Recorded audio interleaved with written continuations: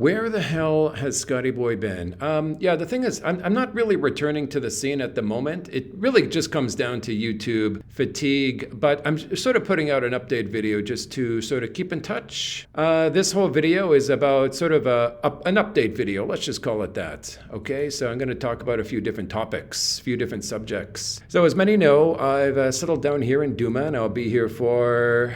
You know me, like the plan was 6 months, but I might leave a bit early. I'm kind of missing Angeles, to be honest with you. But anyway, it really depends on the Babe Rooney situation here. But yeah, I'll probably be going up to either Cebu or Angeles when I'm done here. Angeles is really home. But when I go to Angeles, I stay there for 2 or 3 months and I get sick of it there. So anyway, that's just the game plan. I'll be here in Duma for a few months and then I'll be getting the hell out of Dodgy Dodge.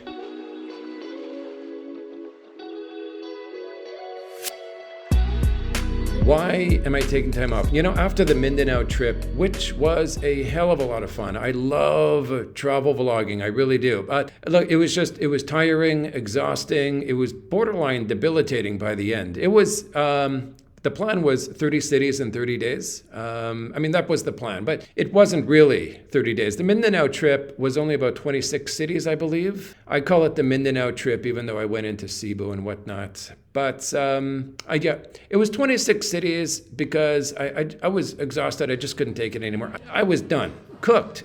Stick a fork in me, folks. I just wanted to rest. And then at that time I finished, I just had this strong, massive desire, just encompassing every molecule of my body, telling me to just settle in one place. But there was one hindrance, I needed a scooter. That was the one thing. But really, there's nothing more comfortable than having your own place with your own furniture. You can design it the way you want. A lot of people, they take it for granted because that's what they've always had.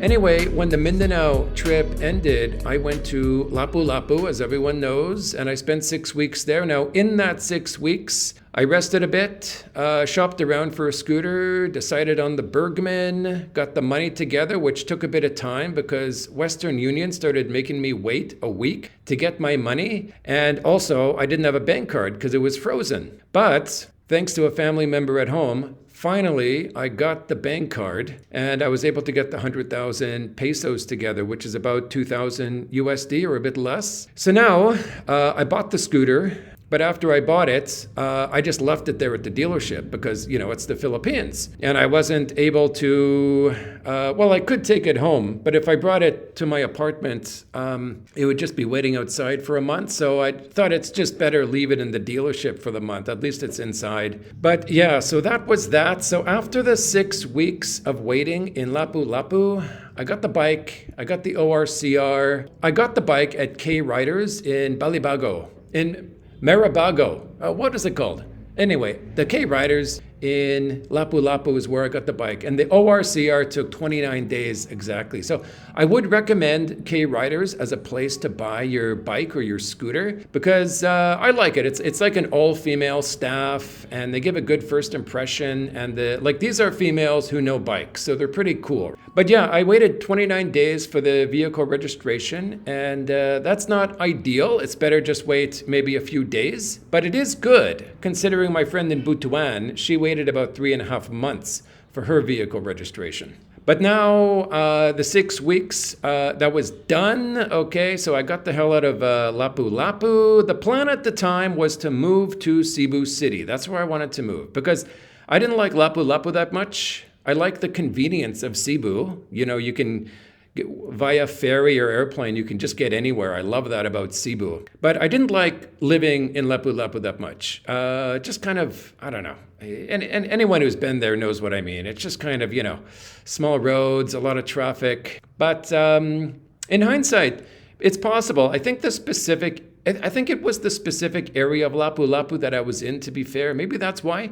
I was in the Siquijor apartments in Lapu, and it's kind of geographically undesirable there in the corner of Lapu. I definitely would not live in Siquijor. I might live in Lapu if it was near the bridge that goes to Mandawi, But I'd just rather live in Mandawi. But anyways, so yeah, I got the bike and the ORCR and I'm ready to leave Lapu Lapu and find a place in Cebu. And I was happy to get out of Lapu Lapu, okay? I much prefer being in Cebu City. So the plan was to stay at a hotel in the Ayala Center area of Cebu City. Ayala is like the main mall there. I wanted to be near my friends there, Gary and Jing. They live nearby Ayala Mall. But I was going to stay at a hotel. That was the plan. And check out some apartments in that city center. Some apartments, some pads, some studios, whatever's available, you know. And just FYI, I found all the places that I was going to check out on Facebook Marketplace.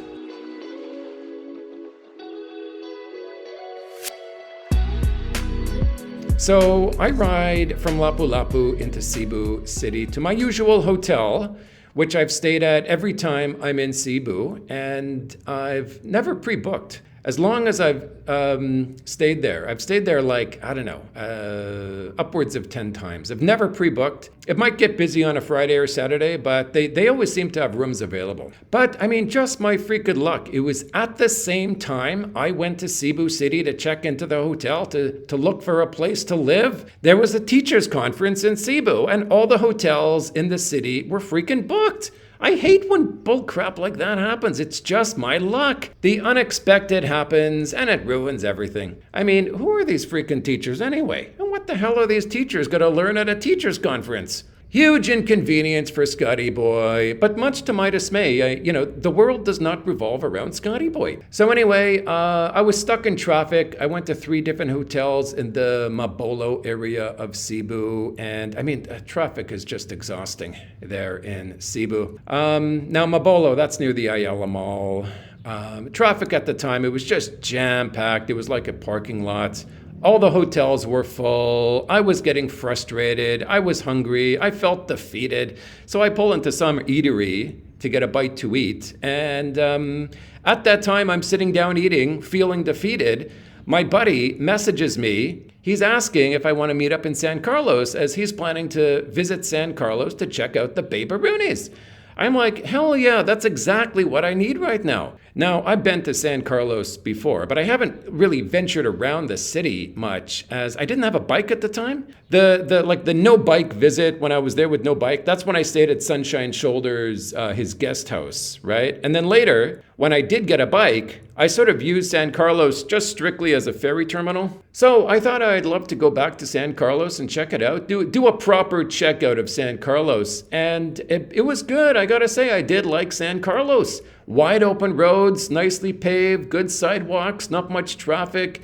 Unlike Lapu Lapu, which has too many cars and small little roads, San Carlos is the opposite. Clean, beautiful, quiet. I really like San Carlos. A little on the boring side, but I mean. So I'm hanging out there in San Carlos with my buddy, and it was nighttime, and the two of us were sitting down at the 7-Eleven, okay, hanging out, having a Coca-Cola or whatever it was.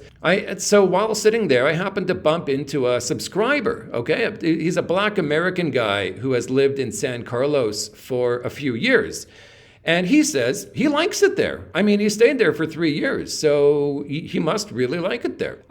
Except there's one thing he doesn't like, and that was that everything closes at 8 p.m. That's the one thing that got under the guy's skin about San Carlos. And he's right. Everything does close early there. It does get quiet very early. Anyways, I was there for 2 nights. And then after San Carlos, I drove to Dumaguete just for fun. So I ride 4 hours down to Dumaguete, and I stayed for a couple days.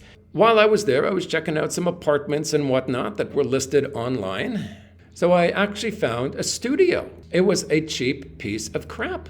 Exactly my style. Now let me explain something. You see, I'd say 99% of the population on Earth, they see things for what they are. But Scotty Boy sees things for what they can be. That's how I'm wired. Like, for example, if I'm at a restaurant, I'm going to automatically be thinking what this restaurant can do to improve. And also like what I can learn from this restaurant if I ever open one. So I think I would have been a great business consultant, But that's but that's only in my head. Maybe if I had gone down that path in life, I'd be a bankrupt failure right now. So basically, I'd be right where I am anyway.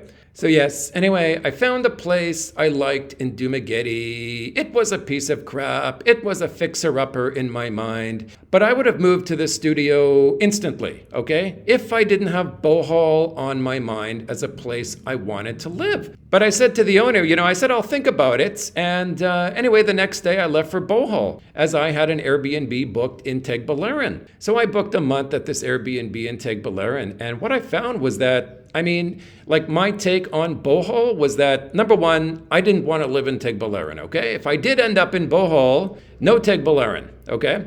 There's just no spark there in that city for me. Number two, if I did live in Bohol, it would be the peninsula area, the Taoist or the Panglao area. But a lot to discover if you live in Bohol, a lot of hidden gems. It is a natural beauty, but it's kind of place I'd say if you got a girlfriend, it would be kind of a cool place to live because there's a lot of couple places to go. I wouldn't say there's a lot of single guy places to go, but ultimately it just wasn't dynamic enough for me. Now, excuse me for sort of jumping around in the story a bit, but let's go back to my 2-day stay there in Dumaguete prior to Bohol. So while I was in Dumaguete, I was at the Bogart's bar talking to someone, a subscriber, and he told me his opinion about Bohol and Dumaguete as he lived in both. He told me that Dumaguete just has more to offer than Bohol. But I didn't agree with his opinion at the time because in the back of my mind, I was dreaming about Bohol. But after spending 2 weeks in Bohol, I kind of sided with his opinion, actually. Dumaguete is a better place to live than Bohol. And further to this point, recently in Dumaguete, I bumped into another subscriber whom I had met in Bohol a couple of years ago, okay? This guy, I met him in Panglao, McDonald's. He toured me around a bit. He was on a video, but that was a couple years ago. So I'm in Robinson's Mall here in Dumaguete, and I see him. Again, we just happened to bump into each other after 2 years. So we're talking, and I asked him what the hell he's doing here. I had assumed when I saw him, he was here to visit. He says he moved to Dumaguete. And I said, why? And he said the same thing. Duma has more to offer. So there you go in comparison to Bohol versus Dumaguete. And when I say more to offer, I mean more things to do, places to go, more variety. Anyways, back to Panglao, okay? So I'm in Panglao on the beach, and I got a couple more days there. And I messaged the guy who owned that Dumaguete piece of crap apartment that I like, okay? I just messaged him because I'm kind of getting sick of bored in Bohol, and I'm kind of jonesing for Dumaguete again. I messaged him out of the blue, and I asked him, is your apartment still available? And he says yes. And I think the reason it was still available was, besides being a piece of crap, was that he was horrible at giving directions. I just found it by fluke. I ventured around the first time, followed his directions. I couldn't find it. I came around a second time, and then I did find it. But anyway, it was still available while I was there in Bohol, so no one took it for a couple months. So while on the beach there in Panglao, I used GCash to send this apartment owner the deposit, the first month's and last month's rent. So then I bailed on the Airbnb. So I got a partial refund there, and that was it for Bohol. I made my way to Dumaguete, but unfortunately, there's no Ro-Ro. It would have been great. You got a Ro-Ro ferry from Tagbilaran to Dumaguete. Would have been perfect. That would have been very convenient.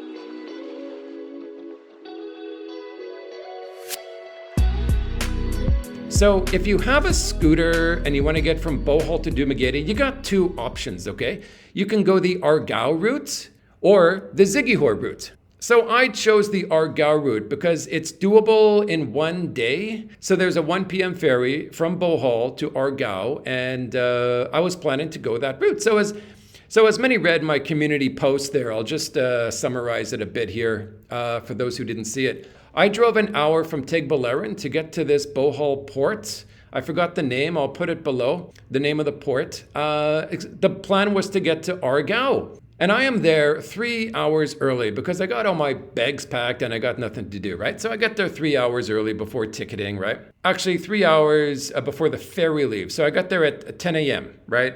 And the ticketing opens at 12. So I got there 2 hours before the ticketing. And then the ferry leaves at 1 p.m. So I was just there waiting around for the ticket booth to open. And there's absolutely nothing to do. It's just trees around. There's no 7-Eleven or anything like that. And after 2 hours of waiting, the ticket booth opens up at 12 noon, an hour before the boat leaves. So the window booth opens up very suddenly, and quickly a lineup forms, and I'm one of these guys in the lineup. And then a guy approached me and asked if I have a number. And I said, what do you mean? And basically, when you get there early, you got to get a number, and it's called like a priority number from this particular guy wearing a plain white t-shirt. Kind of like in the bakery, you know, you get a number and then you wait. It's just like that. So they do that. So when the ticket booth opens, the lineup isn't too hectic. So anyway, so this ticket man tells me the 1 p.m. ferry is full, but I can get the 6 p.m. ferry. And he gave me a priority number for the 6 p.m. ferry. And it took me a few seconds to comprehend that I ain't going on this ferry. And I just blew up at the guy out of sheer frustration. I couldn't help myself, because this guy saw me waiting there for the last 2 hours. I mean, we're within 5 feet of each other. He sees me pacing back and forth, killing time, and only now tells me, after it's too late, that I need a number. The others got a number because they knew how the system worked. They know you got to go up to the guy in the white shirt and ask him for a number. So I was the only dummy there without a number. So the 1 p.m. ferry sold out, but I can get a priority number for the 6 p.m. ferry, right? So a guaranteed spot on the 6 p.m. But I was so pissed off. I may have embarrassed myself by flipping out with just disbelief, basically putting the priority number guy on the spot as to why he didn't tell me I need a number. Like, why you didn't tell me I need a number? You saw me here for the last 2 hours. What do you think I'm doing here? Ordering a pizza? Why you didn't tell me? Anyway, everyone in the lineup, everyone there was all looking in my direction. It was not a good scene, folks, but I couldn't understand the brainlessness of this guy. The guy didn't say a word. He's just staring off as if, you know, I'm not there. They got to fire this guy and get a new guy. Anyway, I was yelling. Everyone was staring. It was not a good situation. Yes, even tolerant people like Scotty Boy do lose it here sometimes. Anyway, I went back to Tagbilaran and I got a ticket to Siquijor, because that's the other route, and I didn't want to go back dealing with this guy again. Because, okay, next time I go there, I'm going to get like a number, and then I'm going to wait 2 hours in line, and they go, oh, you don't have pink socks, sir. You're like, it's just going to be something, you know, like just post on the wall. What the hell are the rules here? Anyway, forget that place, the Argao routes. I'm taking the Siquijor route. But the problem with the Siquijor route is that it's a 9 p.m. ferry. So that's kind of a pain. You got to spend the night there in Siquijor. So anyway, also it's 9 p.m. So I got to kill the day while carrying my luggage around. Personally, like, I hate ferries. The scheduling sucks. I feel claustrophobic when I'm on them. It's such a hassle, like just dealing with it. Like before you get before you get on the ferry, you got to go through those hoops. Well, I call it the bullshit, but what it is. But anyways, I get on the ferry and land in Siquijor. It's midnight. It's pitch black, obviously. And it turns out the hotel I booked, it was about a 20-minute ride away from the ferry, and it was way down a dirt road. So at the end of the highway there that loops Siquijor, I got to take a left turn. And it's a dirt road, okay? There's no lights. And I'm even thinking, like, is there even a freaking hotel down here? I mean, it's just a dirt road with trees on each side. The only light in the area was the one on my scooter headlight. So I just follow Google Maps, and there was a resort down this dirt road. And it was an absolute crap resort. I mean, they didn't even have any lights on. It was quite the moment. Anyway, it had dripping shower water, spider webs. I mean, it was just crap. But a nice ocean view, which would have been nice if it wasn't pitch black. But anyway, let's not complain here, folks. Anyway, the next morning, get my way to the ferry, and boom, I get to Dumaguete. But that was the day of the voting. And what happened was, this is an interesting story here. The lineup is down the street, okay? Now, I've been to this Siquijor ticketing office before, and I was always the first in line. Maybe 2 people in front of me, but the lineup was down the street, and I'm saying, what the hell happening, right? What the hell's happening? So I asked the guy in front of me, and he said that they just had the election, okay? And Siquijor was sort of paying more to the voters than Dumaguete was. Siquijor was paying 5,000 pesos, and Siquijor was paying 1,500 pesos. So they even, like the government, who's ever the mayor guy there, he shipped a bunch of people in from Dumaguete. He paid for their ticket, their hotel, and whatnots, and gave them more money. And now all these people were going home at that same time that I was going home. It's just my freaking luck, folks. I mean, this stuff always happens.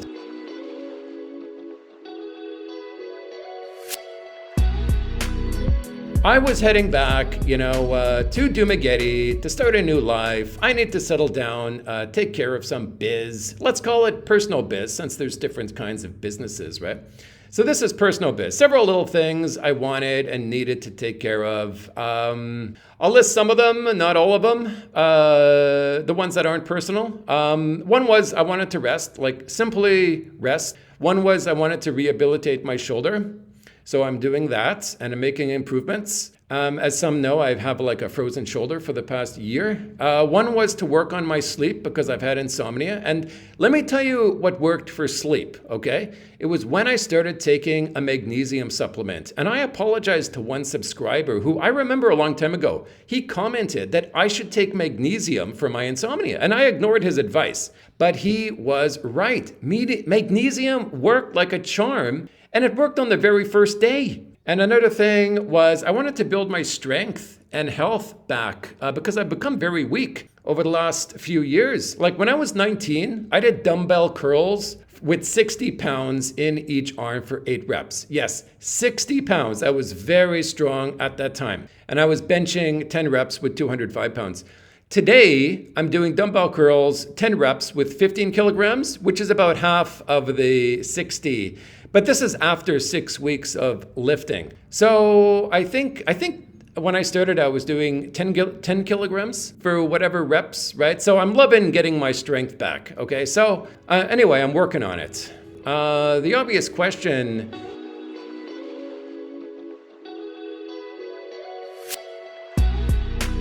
is, since I'm a brokey, how am I affording to live? I'm not doing videos or haven't for a while. The answer is very simple. I'm living cheap and I'm making money via past videos. They're still viewed and I still earn money from them. And it's steady. It's a steady graph, a steady straight line. I won't get into specific numbers. I used to post my exact earnings, but people just trip over themselves in the comments section with all these nitpicky, I'm going to report you, you better pay your tax and all this kind of crap. So I just keep that to myself now. So yeah, I'm going to chill here for, like I said, original plan 6 months, but I'm probably going to make it 3 months. And then, I don't know where I'll go next, either Cebu or Angeles. And then, we'll see from there. But, a little longer term, I'd love to travel around like Central and South America, that kind of thing. But we'll see. If I do that, the channel will probably die. Anyways, so I'll give you my opinion on the new laws, the new vlogging laws in the Philippines. And this is just one man's opinion, okay?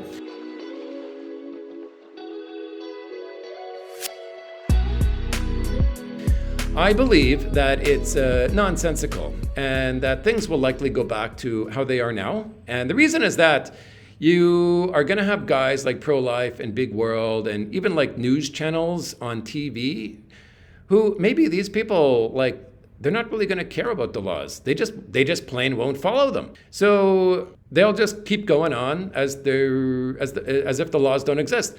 So, I mean, there are always laws not enforced in every country. So the big question will be, what happens to these people who don't obey the new laws? If nothing happens, then slowly others will follow. Now, remember, laws are forced upon people, okay? Laws start as one man's idea who has power, and it goes down the chain of command. So the people in charge of enforcing it may not even care about it. I mean, the reality is that Filipinos have no problem being on camera.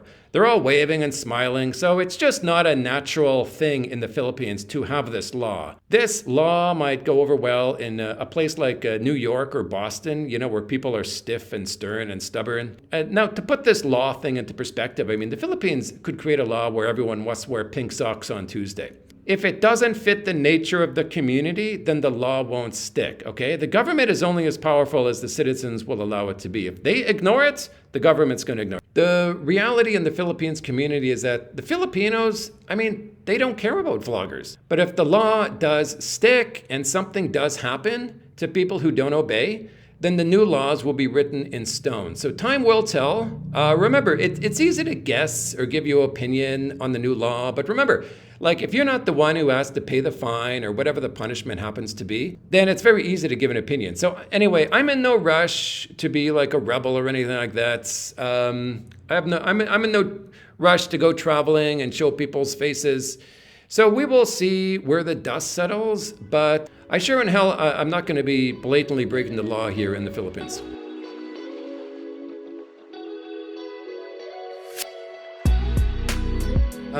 And that's that. So please comment down below any questions. I'll try to answer every single comment that comes out. And look for me. I should be doing a live stream with Mike's Philippine retirement. I'm going to contact Maya, see if she'll have me on her channel. And yeah, just make my rounds here around Duma before I get the hell out of Dudgy Dodge. I'll see you when I see you, my good friends. Butter and syrup. Okay.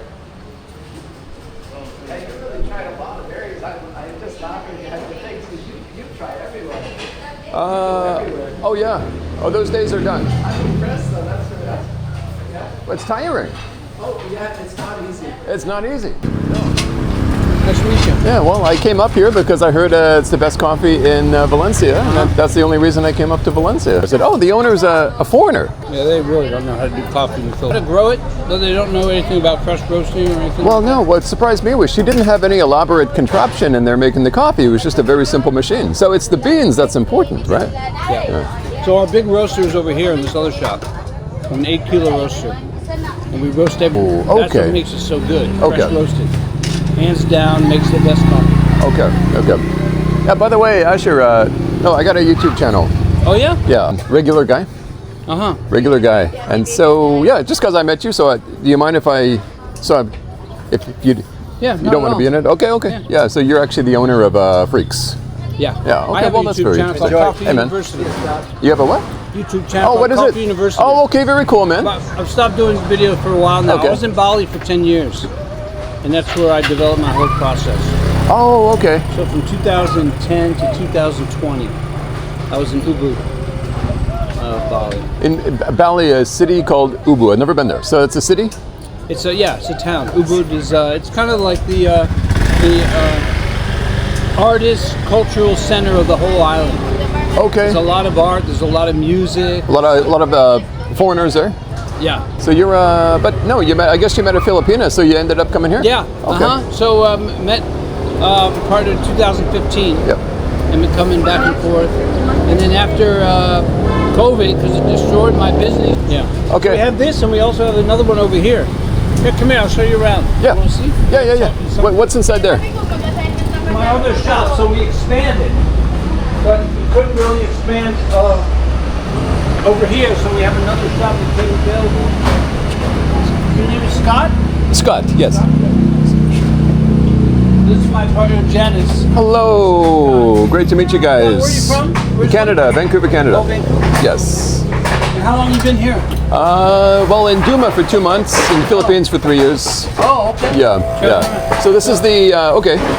Oh, did you actually same have machine, same coffee, same pillar. Is this same, is that called Freak out there? Yes. Okay, so you got 2 actual locations. That's right. Okay. Yeah, so this is my 8-kilo roaster. Okay. Yeah, I built it myself. No. That's why we can do it. Okay. Because when I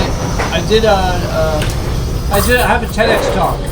You have, sorry? A TEDx talk. I can't hear you. A TEDx talk. Oh, TEDx talk. Oh, no way. Yeah, I have about 3 million views. Yeah? And it was about my whole process. I did that in 2012. No way. Let me look up here, TEDx, and then how could I find it? Asher, Yeah, so it'd be on YouTube, right? Okay, so, okay. TEDx, and then... ASHER. Okay, Asher. YARON. YARON. Okay, let's see here. What you didn't know about coffee? 13 years ago? Yeah. What you didn't know about coffee? Okay, so I'm just going to put this on camera. So this is you. Right. 2.8 million views. Your main place was Indonesia? Well, Ubud, I was the only roaster in Ubud when I first started. Yep.